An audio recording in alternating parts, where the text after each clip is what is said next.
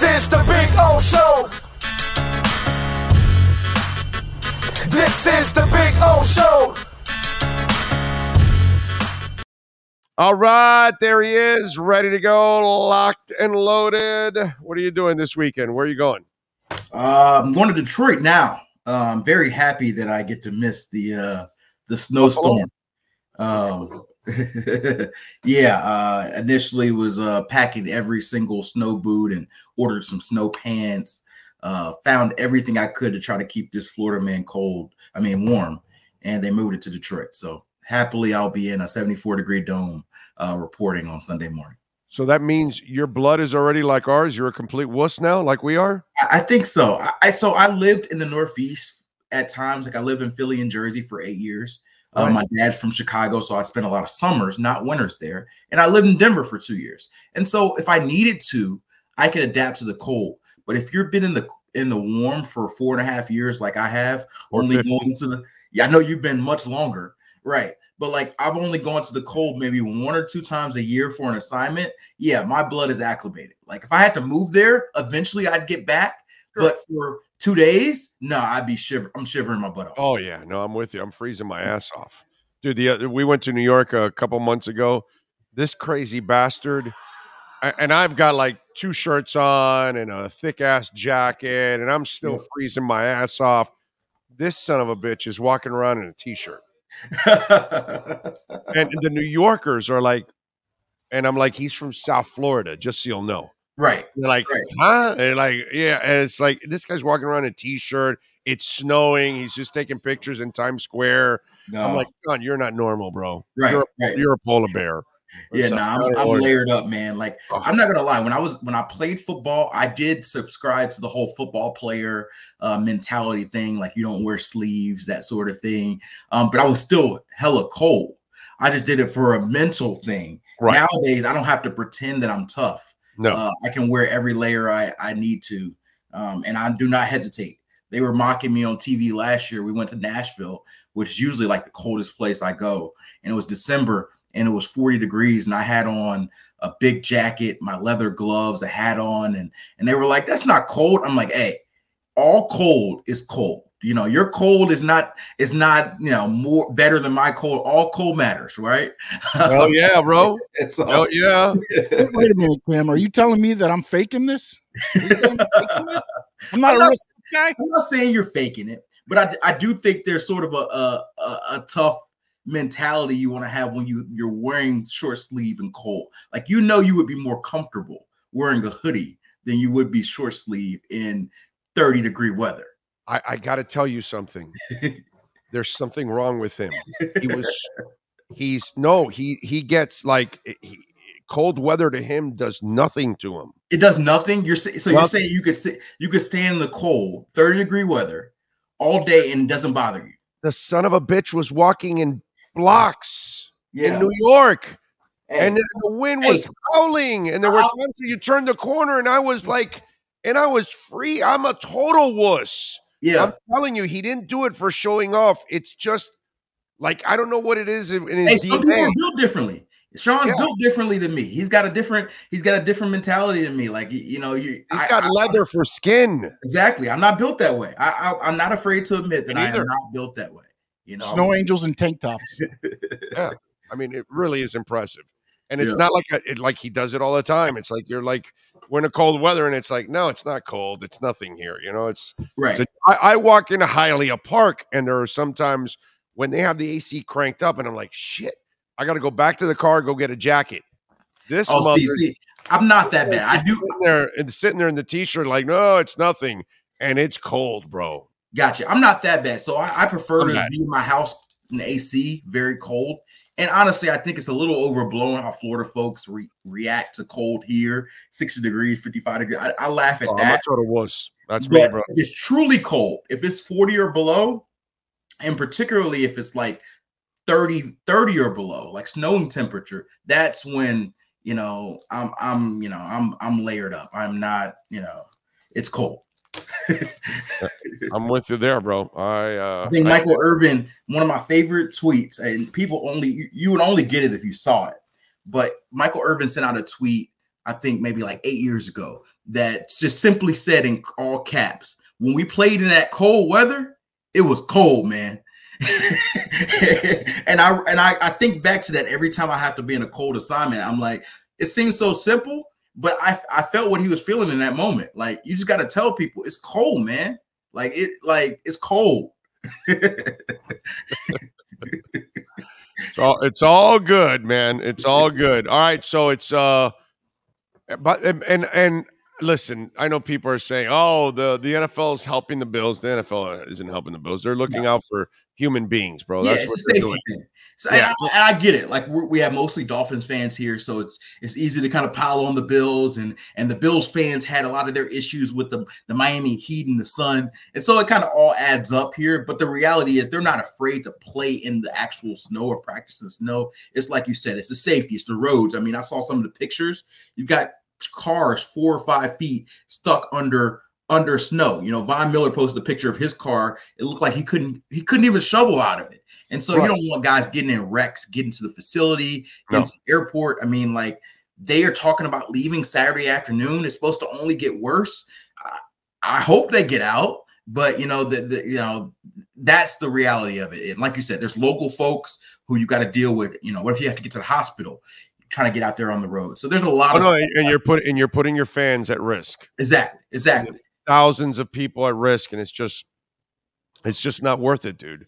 Right. It really isn't worth it. And by the way, I still believe it puts the Bills at a disadvantage because they lose their home field advantage. They do. And Sean McDermott was trying to talk about, hey, fans still come out. But the reality is, if you're not traveling to Buffalo, not a large number of them are traveling to Buffalo and buying tickets for a game. 4,000 or 5,000 will probably go, but you're not going to have 40,000 to go over there, bro. Come on. I mean, it's just, and plus they're going to be putting themselves at risk also, with the weather too at the same time. So it's just, I believe some will go, maybe some that didn't have tickets.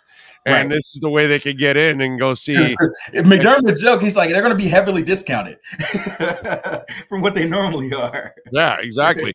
And I thought Warren Sharp had a great point. So you're building a $1.5 billion stadium where the public is paying for $800,000, and you're not going to put a roof on it. Yeah. For these kind of, because what you do is, leading up to the game, you have the roof on, so that way your field and everything is impeccable. And then if you want to play in the elements, you can then open it up at kickoff time and then start playing in the elements. And if it gets too out of control, you close it back up again. But if you're in that area, that would make sense to build one with a roof. So that way you have the luxury of protecting everything while the storm is going on. And you have the option of playing in the elements if you want to play in the elements, as long as they don't put people at risk. So I do think they should have a dome. I think, honestly, more for my purposes, for when I've got to travel to Buffalo cover. But it should be retractable. But it should be retractable. So if you want to use the elements as an advantage, then use them. But dude, don't allow the stadium to get like 10 feet of snow inside, and then you've got to shovel all that crap out, dude. I guess the point I wanted to make, the only issue with that is a situation like this one, when you actually have a storm. It's not the stadium being a dome or not that's going to allow you to play. Right. Even if they had a dome, this game still would have been moved. And so the dome or no dome has no effect in the game being played. It's just going to make it easier for you to upkeep for the stadium. So that's the only point I would make in that respect. Great point. Great point. Like, the dome doesn't save you from having to travel on the roads to get there. You can't put a dome over the roads. Right. Right. Yeah. And let me tell you, I've been saying this. I would not be surprised if the Bills, the way they're playing, they should beat both of these teams. Yeah. But if they lose to either Cleveland or Detroit, I'm not going to be shocked, actually. Yeah, the Bills are going through a really interesting period, and a lot of people are panicking. I don't think there's a ton to worry about, but the thing that is troublesome is they've had a lot of injuries on the defense side of the ball, which is nothing new. The Dolphins have them, a lot of teams have them. But because of that, you've seen Josh Allen change the way he's played and feel like he has to be Superman. And that's his blessing and his curse. He can be Superman at times, which makes him one of the best quarterbacks in the league. But it's also sort of Jekyll and Hyde. He leads the league in interceptions because he's forcing a lot of these passes because he feels like he has to win shootouts every game. The Vikings game 33-30. You feel like you got to win a shootout and you're throwing bad interceptions. And so that's the one thing that they do have to clean up. I do think they'll get healthier And I think they'll be one of the teams that makes the playoffs, whether it's, regardless, whether it's division or wild card, and they'll be in the mix at the end of it. But I do think they've had some troublesome issues that have been caused by their defensive injuries and really their lack of ability to run the football. They don't run the football well with their running backs, and so that puts pressure on Josh Allen to do everything. And so, I definitely think this is a losable game because you look at this Cleveland team, they just got smacked. I mean, smacked by Miami. And so they're embarrassed. They came through with their tails whacked, between their legs to an extent, but they're also I think they're maybe 3-6. They're technically not fully out of it. And they also are getting Deshaun Watson back in 2 weeks. And so there's kind of talk in the building. He just returned to practice this week. Hey, if we can just win these 2 games, it keeps us in the hunt and we've got a shot. And so I think you'll get maybe the best version of the Browns this week as they try to, keep that season alive. So what do the Titans and the NFL do about Todd downing a few? Yeah. That was wild to see this morning. I mean, I don't know the full story. I don't know where he was drinking. The question immediately is going to be like, was he drinking on the team plane and then drove back home? Or was this a situation where he went out after? We don't know that information. Obviously, that changes, what's done based on what the situation is. Some tells me nobody's going to say he was drinking on the team plane. Right. I'm just saying. Some tells me that even if he was, there's going to be an agreement on behalf of the head coach and the assistant saying, "Don't you say that you were drinking there? Okay, you were stupid enough to get busted.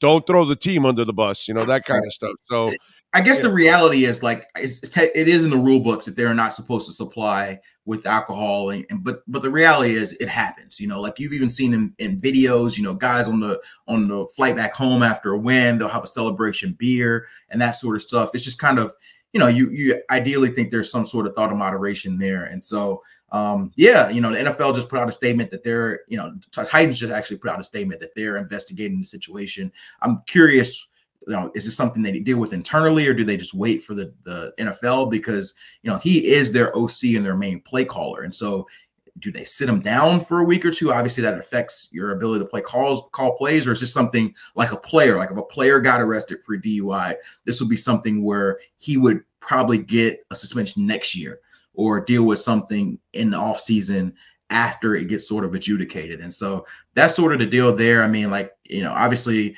good that everybody was safe throughout the situation. But yeah, it kind of puts a damper on the Titans to win. Cause I thought the Titans put a big stamp on the game last night in a way where a lot of people don't have a lot of respect for the Titans because they win ugly. Their quarterback is, as you know, is kind of, there's nothing super exciting. He's a giant. Although he played really well last night.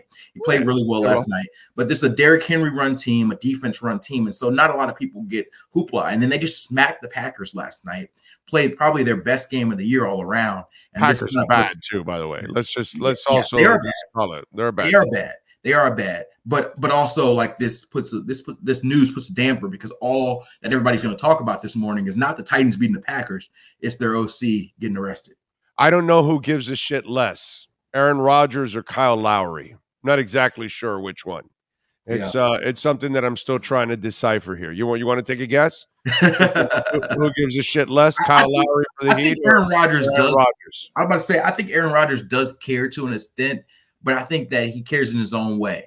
I think that you heard him last night, and everybody kind of saying, "Hey, where do you go from this?" And he kind of makes the "I'm going home" reference, and people are going to play that up. But clearly he's kind of resigned to some of the issues. You can see it in his body language. We talked in body language a lot about Tua.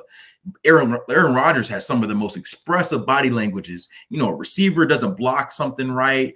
He runs the wrong route. You could see it all over his face. And so I always wonder what that does to young players. They just cut Amari Rodgers, who was their 3rd round pick last year, and he was not playing well. But I wonder how much Aaron Rodgers just chewing him out, telling him, you screwed this up, you screwed that up, how much that impacts young players. And so that would be my issue with Rodgers is, although he's sometimes I think he doesn't help young players with how much he is his emotions, are worn on his sleeve. I don't think he's a great leader, bro. I think he's just a great player, a great talent.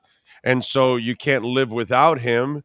so you play him. But I don't see him as a great leader. I don't see guys that are constantly like gushing about him, talking about him, and I just don't see that. It's different, man. When you see, look, you walk into that Dolphin locker room and you see the way Tyreek is, the way Teron Armstead is. Yeah. You know, these are veteran players who are pure leaders on your team. You know what I'm saying? And Aaron Rodgers, man, I know he's a great player, but like many great players in the history of sports, they just tolerate you because, you know, you're like Barry Bonds. I thought Barry Bonds was a great teammate, but he was one of the greatest hitters of all time. Right. So you want him in the lineup every single time because he's a beast. You know what I mean? But and there's some players, like, we always assume leadership is naturally given to certain position, and it looks different. Like, I'm not going to say Aaron Rodgers is not a leader, but I think his leadership style is clearly different. You know, like, I think there are times that even Tom Brady, with how emotional he is, like, guys will be like, dang, like that's too harsh on these dudes. But they have such a mindset that maybe they forget the younger player may not react to that the same way as, you know, Randall Cobb. Randall Cobb, you might be able to chew out because you've known him for 10 years and that's the way it is. But, you know, Christian Watson and Amari Rodgers and some of these young guys, they may not relate that way. And so the reality is, but I hear a guy like Brady, you know, if we're going to compare the older guys like Brady and Rodgers, but I hear Brady socializes with his guys. I hear Brady, even if they're younger or whatever, he'll invite them for beers or like he'll do things that he does connect with his teammates, joke around with them, all that kind of stuff. Aaron looks kind of aloof from all that. You know what I'm saying? It's just Yeah, it's tough because, you know, Brady, one of the unique things that Brady does, and this is not to give love fest about Brady, plenty of people do that, but like, he's 45, right? And every time I go to the Bucks, they talk about how he's found a unique way to connect. You know, he went to a UFC fight with Mike Evans last year, and they sat ringside and be able to discuss that. He'll discuss rap music with some of the guys on the team. He'll, you know, talk about fashion and certain things like that. And so he's not trying to pretend to be something he's not, but he assimilates to what the general consensus of the locker room. He's not a complete outsider, which I think is tough as you get older. Like, Aaron Rodgers is almost 40.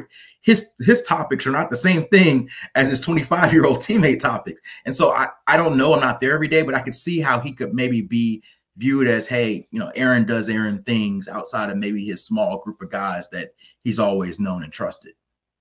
All right. By the way, you can follow Cam on Twitter at Cameron Wolfe, and of course, catch his work there at the NFL Network. Were you surprised no kicker was brought in at all this week? I was surprised in the sense that I would have brought in the kicker. We talked about this. I would have had kickers in here. You had the practice squad idea. I thought that was a great idea. You know, bringing a guy onto the practice squad, it doesn't hurt kicking off. But they clearly trust Jason Sanders to give him another shot. And so I'd imagine that the leash, for lack of a better word, is a lot shorter. You know, if he goes out there this following week and misses a kick and an extra point, then I think maybe the conversation is different. But I think that hope, you know, McDaniels is positive guy. So maybe he's giving this positive energy on saying, hey, my coaches supported me, my coaches believe in me, and hoping that mentally that helps Jason get back to wherever he is out of this funk that he currently is in, because we've seen him be a good kicker. He was a Pro Bowl kicker, but this year he has not been good. There's just no sugarcoating around it. He has not been good.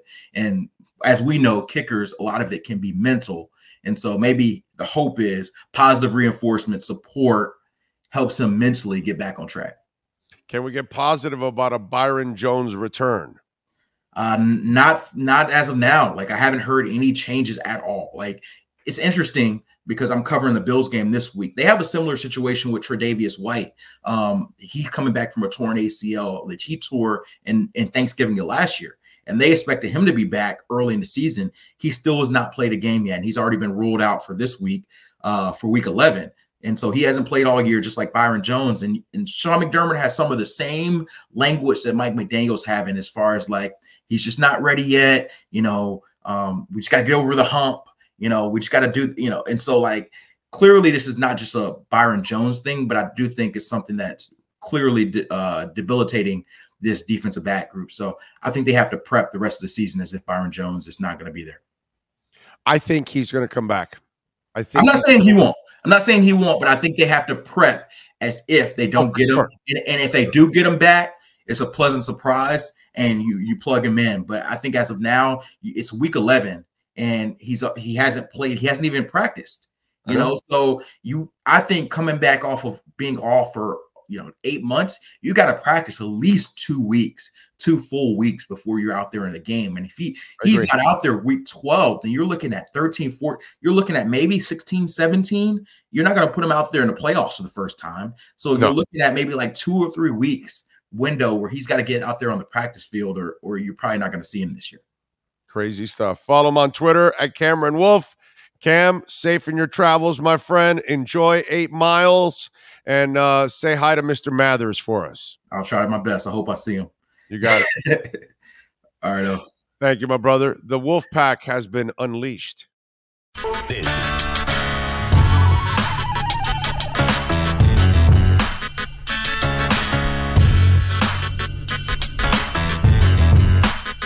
is the Big O Show.